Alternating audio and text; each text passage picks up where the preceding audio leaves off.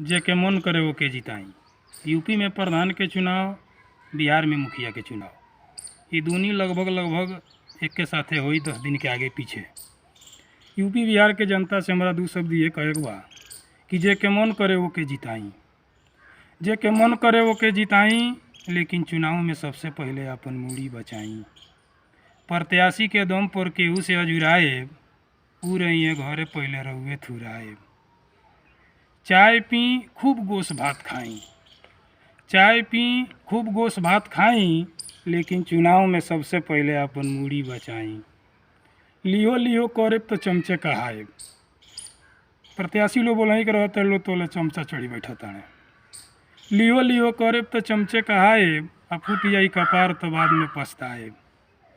चौराहा पर बैठ के हीक भर बतियाई, चौराहा पर बैठ के हीक भर बतियाई, लेकिन चुनाव में सबसे पहले अपन मूड़ी बचाई।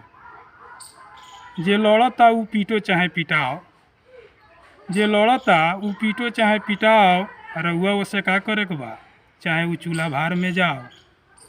दारू पी चाहे पान पुड़िया चबाई, खैले पियले के मनहाई नहीं खे, ये कुल तो चुनावी प्रसादी है। दारू पी चाहे पान पुड़िया चबाई, लेकिन चुनाव में सबसे पहले अपन मूड़ी बचाई।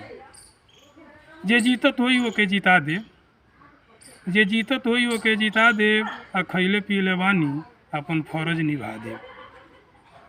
वोट मांगी आ चाहे दुआरी दुआरी रउआ धाई, वोट मांगी चाहे दुआरी दुआरी रउआ धाई, लेकिन चुनाव में सबसे पहले अपन मूड़ी बचाई।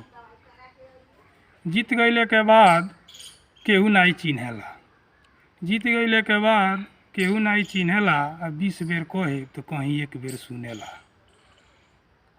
वोट काटी चाहे वोट से टियाई, वोट काटी चाहे वोट से टियाई, लेकिन चुनाव में सबसे पहले अपन मूड़ी बचाई। नाके के बार बन के बाही पुजवाए, नाके के बार बन के बाही पुजवाए, ऊ कमैये 50 लाख रउआ का पाए। झूठ मानी चाहे बालेश्वर के बात पतियाई, झूठ मानी चाहे बालेश्वर के बात पतियाई, लेकिन चुनाव में सबसे पहले अपन मूड़ी बचाई। धन्यवाद।